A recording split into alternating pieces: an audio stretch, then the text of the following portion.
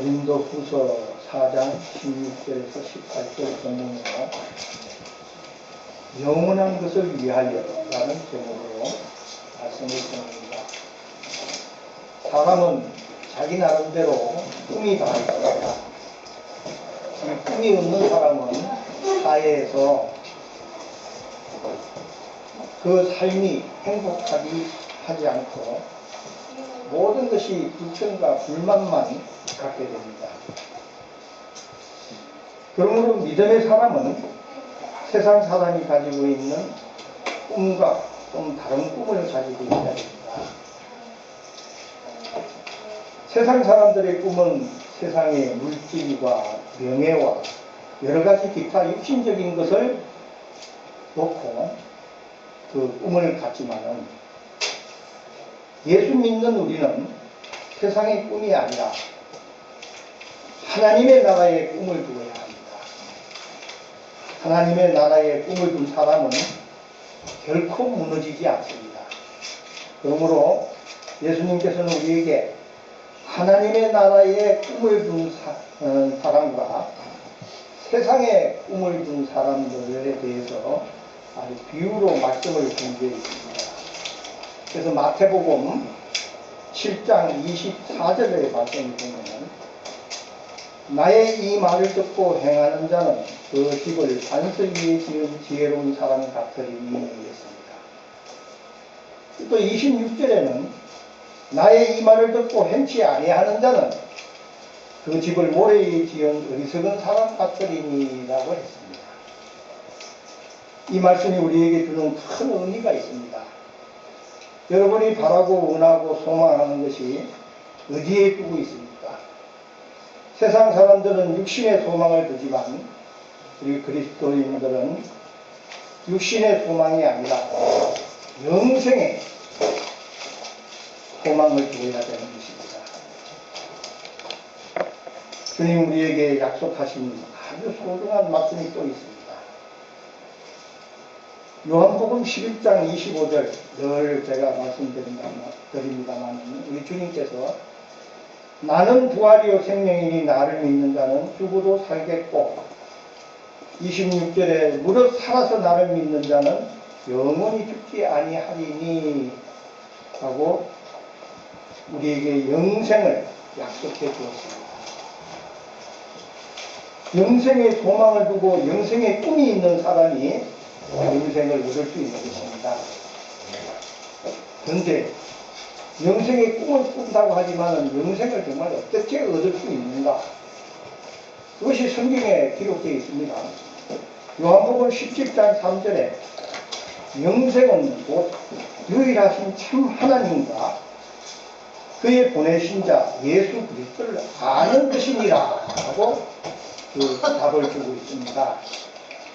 그러므로 주님 말씀을 알고 깨닫는 것은 우리의 인지적인 그런 이해가 아니라 성령께서 오셔서 우리에게 역사해 주시고 가르칠 때에 비로소 주님 말씀한 말씀을 알고 깨닫게 되는 것입니다.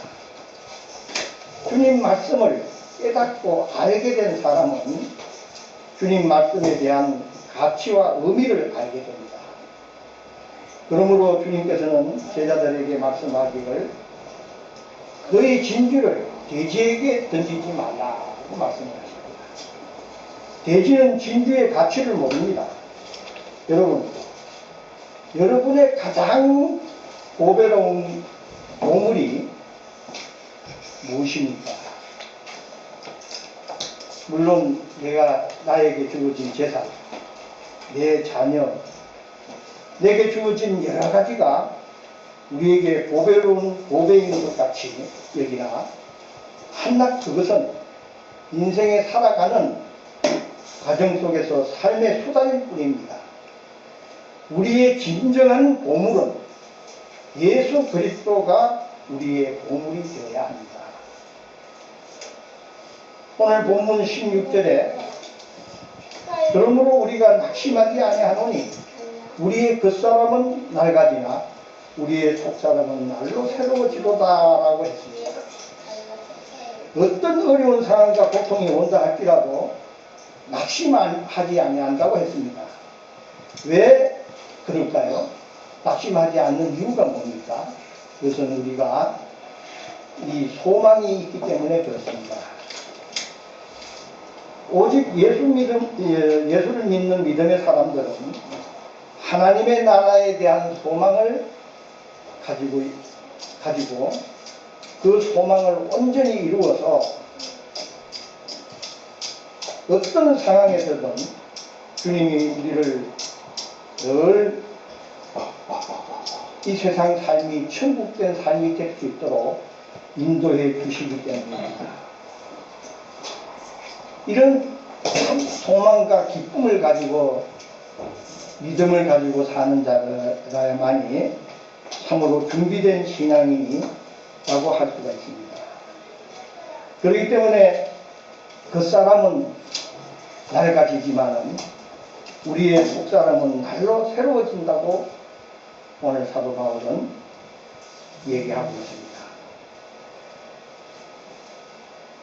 우리 믿음을 가진 사람은 이제 속사람이 되어야 되는 것입니다. 이 속사람은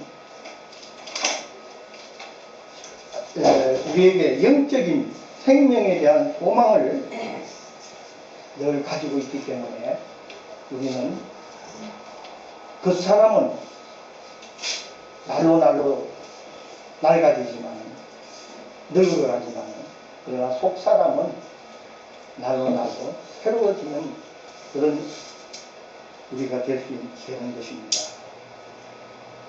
영적 신앙이 된 사람은 슬퍼하지 않습니다. 그 사람이 낡아진다고 괴로워하지 않습니다. 왜 그러냐? 더 좋은 세계에 갖고 있기 때문입니다. 지금 이 세상은 물질적인 문제, 육체적인 문제, 또 질병, 여러 가지 문제가 복잡하지만 손으로 짓지 아니한 영원한 하나님의 나라는 아픔도 고통도 괴로움도 없는 아주 좋은 아버지 집에 우리가 거하게 되는 것입니다. 여러분, 오늘 우리는 본문 말씀을 통해서 새로워져야 되겠습니다. 예수 그리스도를 믿는 믿음을 지킬 때에는 고난이 오게 되어 있습니다. 우리 고난은 영원한 고난이 아니라 잠깐 동안 고난인 것입니다. 그러므로 17절에 우리가 잠시 받는 환난에 경한 것이 지극히 크고 영원한 영광에 중한 것을 우리에게 이루게 함이니라고 했습니다. 그리스도의 은혜로 영광 중에 참여할 수 있는 우리가 되어야 됩니다. 우리가 영광 중에 참여하지 못하는 것은 참으로 불행한 일입니다. 예수를 믿는다고 하지만은 이 영광에 중한 것에 우리가 정말 참여하지 못하게 된다면 무슨 소용이 있겠습니까? 우리는 항상 주의 말씀이 우리를 살리시려고 하는 영의 말씀이요 생명의 말씀이요 우리 육에는 무익하다는 것을 늘 알고 신앙생활하는 그리고 말씀을 듣는 그런 우리들이 되어야 됩니다.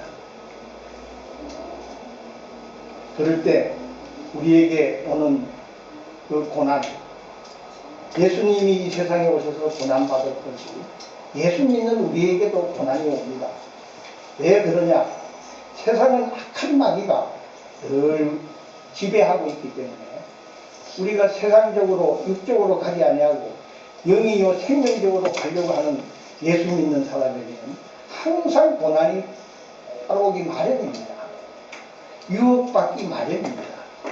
그러나 그것은 육적인 것은 잠깐이요 영적인 것이라야만이 영원한 것이다 하는 것을 우리가 깨달아야 할 것이 있습니다. 그래서 우리는 항상 고난 가운데서도 감사할 줄 아는 우리가 되어야 됩니다.